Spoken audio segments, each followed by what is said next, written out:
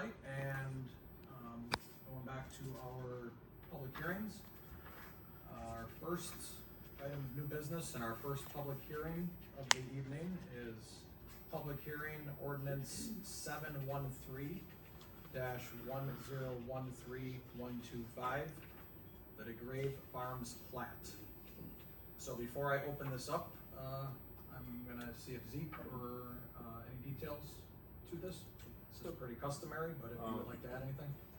Third phase of the project, this was contemplated before they did amend their plan and run that through Plan Commission to add 6 additional lots to the site, essentially reconfiguring some lots they have. So that's a bonus for us when looking at the TID and overall growth and development.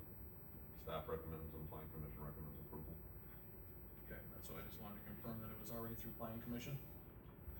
All right, with that background, I am going to open the public hearing for ordinance 713-1013125.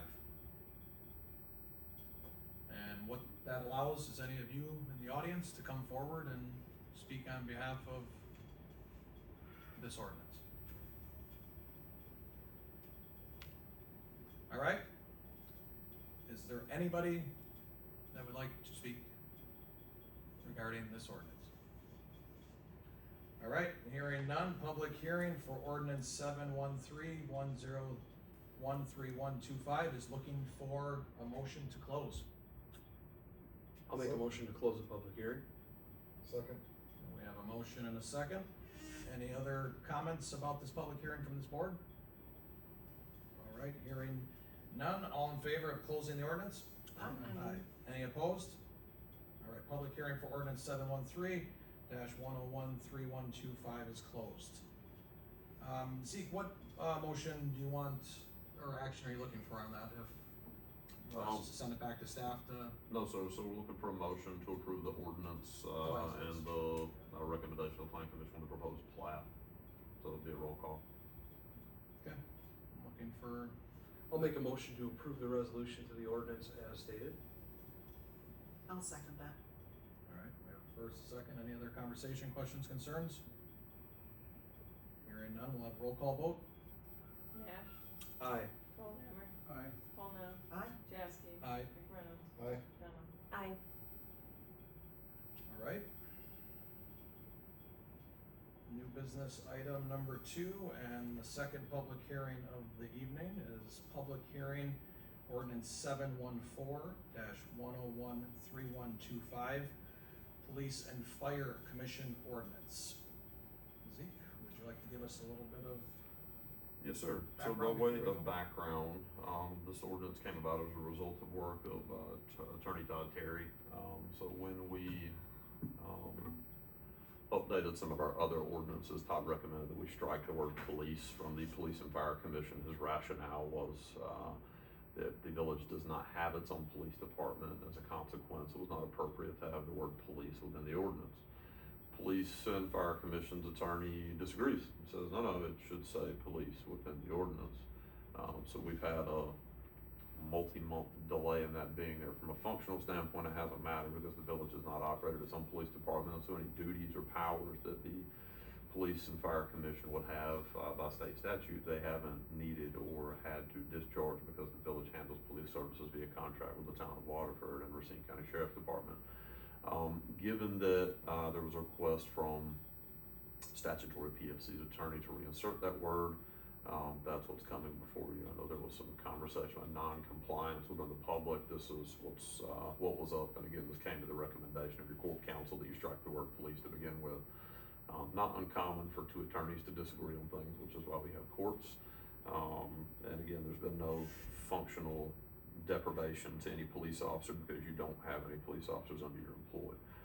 So this ordinance reinserts the word police through the Police and Fire Commission. Should you, through negotiations with the town or Sheriff's Department, determine that you want to hire police officers, it would be on this body to develop via its budget process a budget amount and an appropriation for said officers, and then establish number of positions and pay for those positions. It would be up to the PFC to actually interview, qualify, and hire those officers.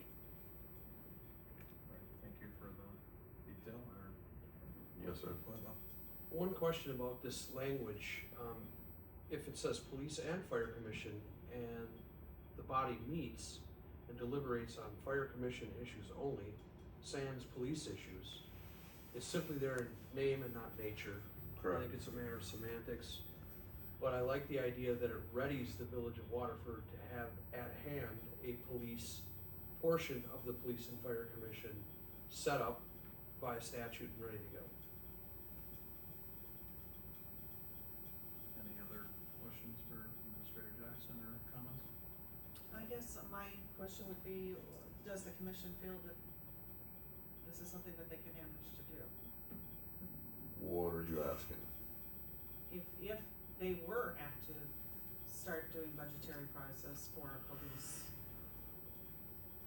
contract.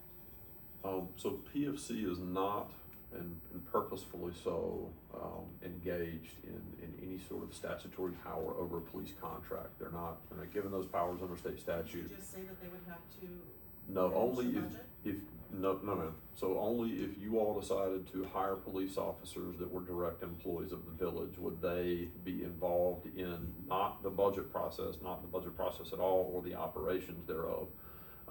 Just the hiring, firing, promotion, demotion of officers, just like they are. Misunderstood you. Yes, ma'am. Thank you. My question was, are we in compliance now? I- Or is that a question now? I'm just saying. But this my, is- my opinion is you've always been in compliance. You have not had any police officers under your employ, and as a consequence, even when your ordinances are, potentially in default with state statute supersedes, and so there's nothing you've done to conflict with state statute. I'm saying if we don't go join police, we're gonna have this name with police on it for, what, 6 years, maybe 7 years, and I'm just wondering if it's confusing or not.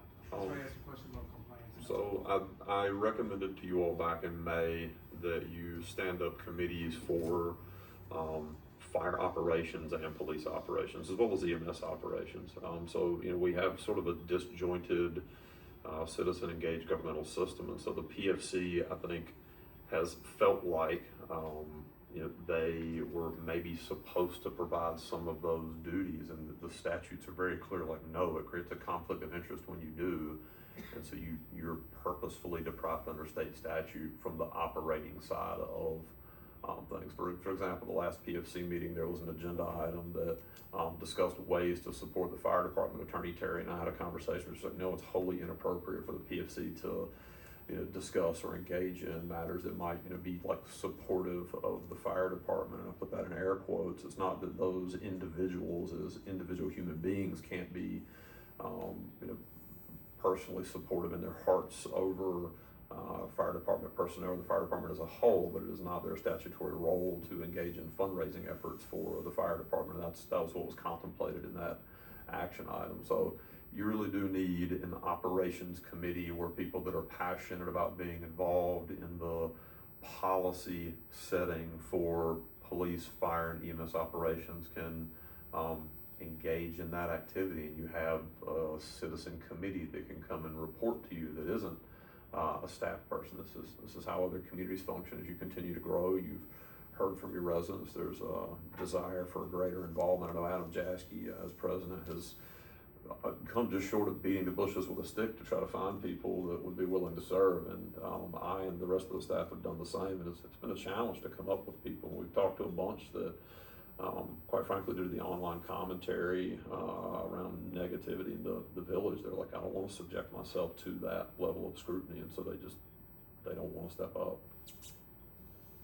Yeah, I just have a follow-up question. At our police exploratory meeting, it was proposed there'd be 3, representatives from the village and 3 from the town. Now, do we take this 3 out of police and fire commission, or are we gonna have to? They would be separate it statutorily again? prohibited from serving in that capacity. Okay, so it'd be a police and fire commission, but they wouldn't have anything to do with the police. They have Only that. the police department. That would be a fair assessment, yes, sir.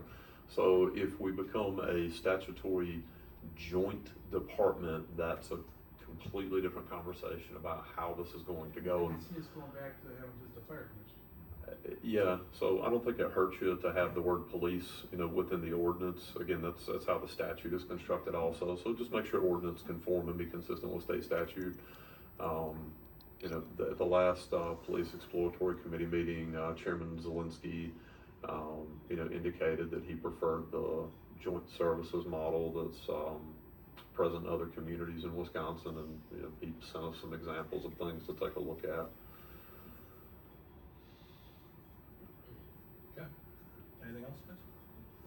Which is very promising. I had a conversation with Chairman Siklinski this morning, so it's very, very hopeful. I like that. And I think we should be prepared here in the village of Waterford to accept that coming in the future, and by setting up Police and Fire Commission, PFC, which is what it's named everywhere else. Sans any real police activity, it stands as a fire commission until that day. Yes, sir. All right. I am going to open the public hearing for ordinance 714-101-3125. I would encourage everybody, there we go, Mr. King. Okay, this is gonna become a, I'll make it quick, just a public transparency issue. If you guys are not or are aware, I guess I have questions in regards to the fact that in February of February 11th, 2025, the Fire Commission was still titled the Fire Commission, and then on March 11th, 2025, the title on the official villageofwaterford.gov website is Police and Fire Commission meeting, Police and Fire Commission meeting May 13th, Police and Fire Commission meeting June 10th, Police and Fire Commission meeting September 9th, and under the subsection of all the budgets henceforth, you currently have a department or a thing saying the Police and Fire Commission. So I'm wondering now why this is coming, why we're labeling things, and a transparency issue.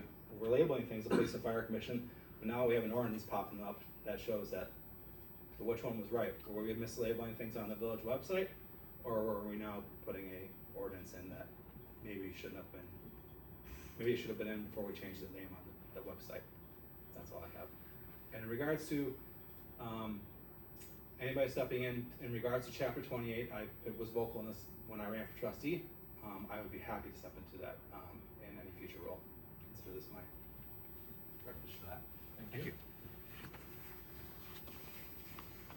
Yeah, so just as a response, Mr. Keene, it was court counsel recommended striking the word police, and his logic, as we discussed, it was, you know, that there was no police hired by the village, or let me rephrase that, employed by the village directly at that time. So I think that the website was probably never adjusted to reflect the ordinance change.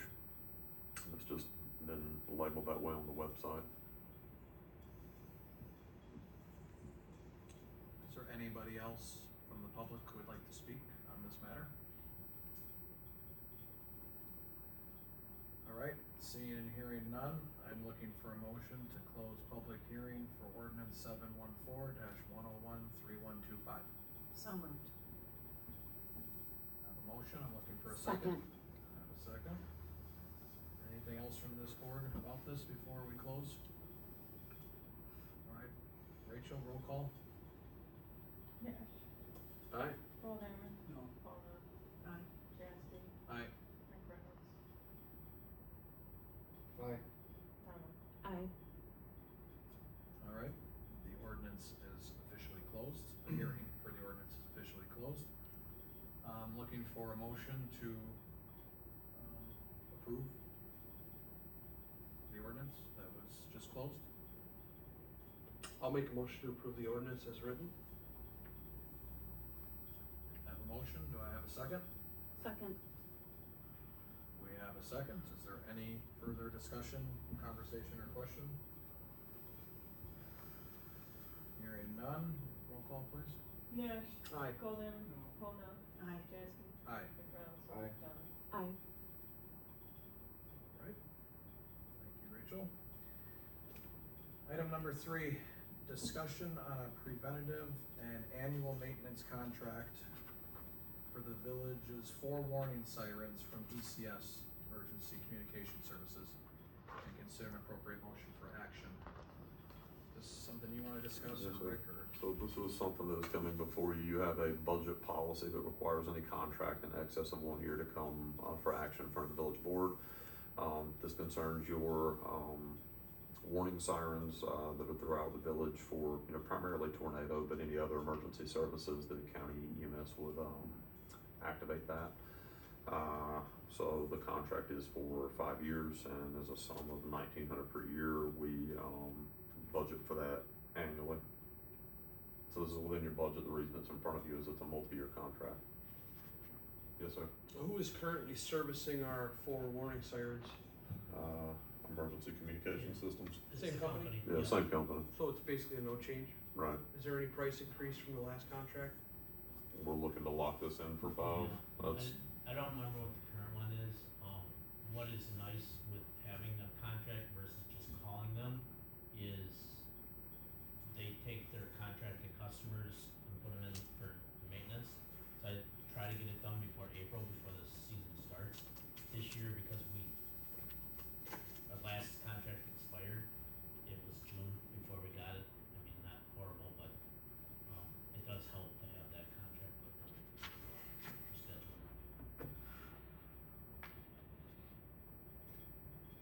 Anything else, Rick or Zeke? no, sir. It's a no change contract or no change price type update, just a renewal of contract. It's a length of term, so we were going year to year, now we're going for 5 years to Rick's point. I'll make the motion to approve the contract. Alright, I hear a motion, I'll second. I hear a second, any other conversation, questions? I Go ahead. I do have one question. Did we ask for any discount on a long-term or a multi-year, contract? Normally, companies that commit for more than 1 year go from a year to year to a multi-year. There's not a discount, but there's no increase, Okay. so. That was part of the logic also, just no inflation adjustment. Okay. Alright. All in favor? Aye. Any opposed? Alright, motion is approved. Item number 4, discussion on a request from the Waterford Graded School District for an advance on tax receipts for cash management in accordance with terms included in the tax levy revenue advance agreement. Consider an appropriate motion for action. Okay, so this item is coming before you. The 30,000 foot view would be to describe it as a result of Act 10. So Act 10 precludes municipal units of government, including counties and school districts, community colleges, from raising levies for any reason other than debt service. And while counties and villages, towns, and cities have the authority to raise tax levies in order to match their debt service amount, school districts have an additional cap on what they can do, and the schools, as I understand it, have already surpassed that cap. So given the number of years of inflation and operating costs, they now have a point in the year that they do not have sufficient cash to manage payroll liabilities and other ongoing liabilities. And they're at the step that they're effectively looking for an advance on their tax receipts. Other communities do this. They came to us in a spirit of cooperation and collaboration. You have, let's call it $3.5 million in investment funds that Michelle and I haven't had to substantially touch in the entire 8 years that I've been here, that are utility monies. You have them invested in various CD accounts throughout the nation, so we can stay under FDIC insurance limits to limit any risk of loss that you might have on those funds. So what the school is proposing is that you allow them to borrow for a period of about 2 months funds, and they actually came in and wanted to discuss paying us, sort of a market rate in between what they would have to pay a bank. And the retort that I gave back is like that's really sort of silly in my opinion. We're on the village's side. We're going to get a market rate of interest, and on your side, you're up against paying a market rate of interest for that, and there's maybe a 200 or 300 basis point spread between those two. So from our end, it's probably as simple as saving all of our taxpayers some money by just extending you the rate of return that we would get on our investments for that duration. We would liquidate investment holdings that we have during that time period. The school needs the money. Extend them the loan, they would pay us the market rate. We determined that we would look that up contingent on this passing. Right now you're like 4.15-ish. That number goes up and down a little bit daily on your investment returns. So Gonna look into, do a better job in cash management and hopefully, save all the taxpayers of the community a few bucks in doing so. Is there a representative from this Waterford Grade School District tonight in front of us? No, sir, Did legal review this? not yet. Before I spend the money on attorney review, their core counsel looked at it, Todd needs to put his eyes on it, but I want you guys to talk about it in concept, just because it's something new. I don't see anything wrong. They're essentially saying, hey, you can sequester and capture our tax receipts and we're waiving our rights to it. So from my chair, it's a form of secured loan against their tax settlement. Yes, sir.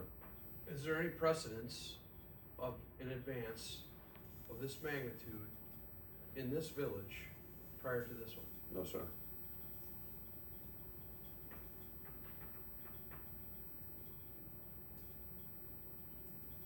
And if we voted no on this, it did not pass, what are their steps at that point?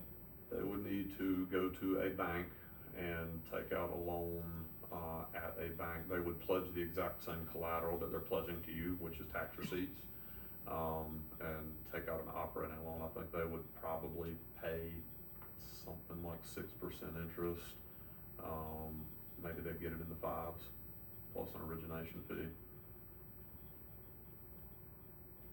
And then that falls back on taxpayers? Right.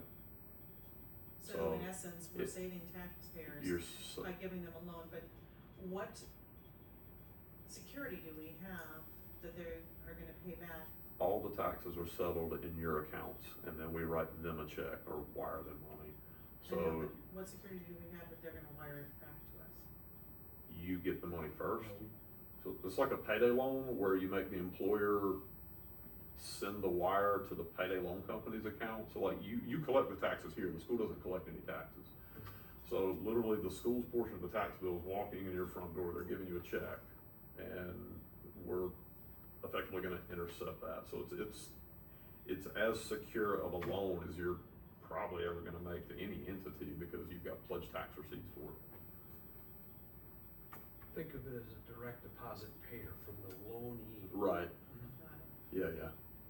And just for clarification, do other communities send students to, We discussed a few when we were in the meeting. Are other students to the? no, other communities? Yeah, this idea is not a new one. It's being No, taken I'm up. just saying that, Yeah. it's just not to Village of Waterford. No, sir. Okay, if they, I'm okay with this, they made the ask for the other communities. Yes, sir. If they haven't, I'm not okay. Let me make sure I understand your question. Are you asking me, are they asking other jurisdictions, so town of Waterford, town of North? Okay, to my knowledge, no, they're not making those asks of other communities. I think financially, we are, without reviewing the books in the other communities, you've got something like $6.5 million on your books. It's a steady float, like you have a substantial amount of cash you can deploy, and right now you're deploying those funds, to earn investment proceeds, and the state limits where you can park those funds. So basically, banks and T-bills and other munis and AA rated corporates, they give a very narrow slice that you can put your money to work for you. I would tell you that if you take a look at this over a 3-year time horizon, the way that I would choose to portray it to you is it's a win for you in that you're gonna have no change in your interest income. Doesn't cost you anything to loan them this money, and you get to hold your head high, having saved the taxpayers of all the jurisdictions that the school district overlies, a few $1,000 bucks. In future years, and we just had a meeting with our investment advisor this past week, Michelle and I, on authority from the Finance Committee Village Board previously, where we're looking at extending duration of our investments, because I think everybody's aware the Federal Reserve is in an interest rate cutting cycle right now, which means your interest income is going to likely decline in the years ahead. So this may also in future years provide you with a bit of an income, because you can negotiate it year to year.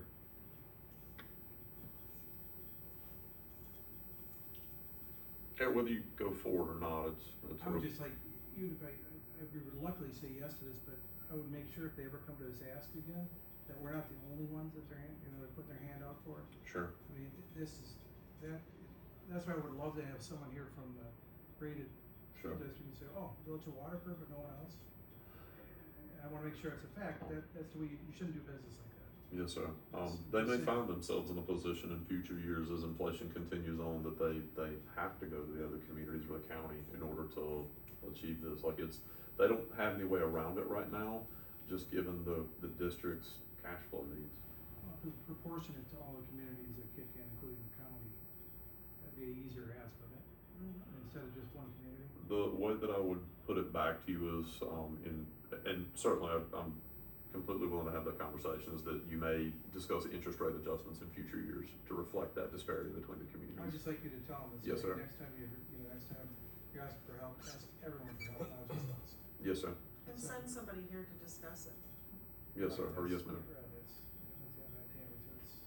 Well, I could see one problem with the other communities being hard pressed to do that. They don't have the security that we have. Collecting the taxes. Collecting the taxes. So that would be a tall ask to another community. It's my opinion that, we be good stewards of the community and help them out. I had a little different opinion on this prior to the discussion, but, if we did deny and the graded school had to go out for loan, we would be just strapping our own taxpayers with the interest rate. Right. Well, I understand that's right, just saying that, next time ask everyone involved, whether it's more difficult for them or not, ask everyone. That's my point.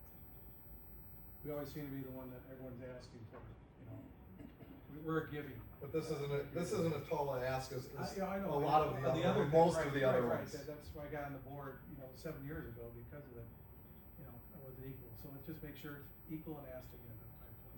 Mr. President, if this moves forward, we would send this off to legal counsel for a quick review. Any edits we would handle at the staff level based on legal recommendation, and then put it on your desk for execution. Yeah, I think that's perfect, to add, Pat, going forward. So I'm good with that. And this is for a one-time. Yes, ma'am. So if they come back, I want to discuss with them what Pat had mentioned, that it should be a pro rata based on population, of each just community coming to. I'll tell you what, the way that I'm gonna couch this, when you look at the numbers and sort of understand it, I'm gonna have them come in and just present to you why they came to us specifically. So it's however many different wire transfers for proportion amounts and conversations, the dollars involved when you fractionalize it is like, I bet less than $5,000 saved between all the jurisdictions. Today. Yes, sir. Tonight. Yeah, You're asking someone tonight, Yes, sir. it's. I'm just a messenger. Well, I agree with everything that was set up here, so I agree with, even if it's $5,000 in savings, that's a savings to the taxpayers. But I also agree with you two. If they wanna come in after the fact, if we move forward with this or we don't, whatever we decide to do, maybe we have that conversation, we can let them know those couple of things that, going forward, piece of advice might be show up at the meeting you're asking, something for, at least introduce yourself, even though we all know those individuals, it's just the way you do business. And then second around, yes, we will entertain what you're asking next time around, but maybe also think about asking the communities whose kids are also going to these schools and have a say in that amount, so. I agree with everything. I'm looking for a motion to move something forward or whatever you guys are thinking or feeling. I'll make a motion to, approve tax levy revenue advance to the Waterford Graded School District with it being sent to legal,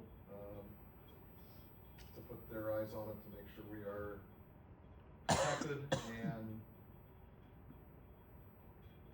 that's my motion. And a good motion it is. We have a second? Second.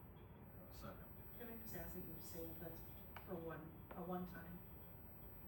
Right, could you just amend it to add that, please? Amended for a one-time ask. Right. So what's your second? Yes. Go ahead. Any other questions or comments on this topic?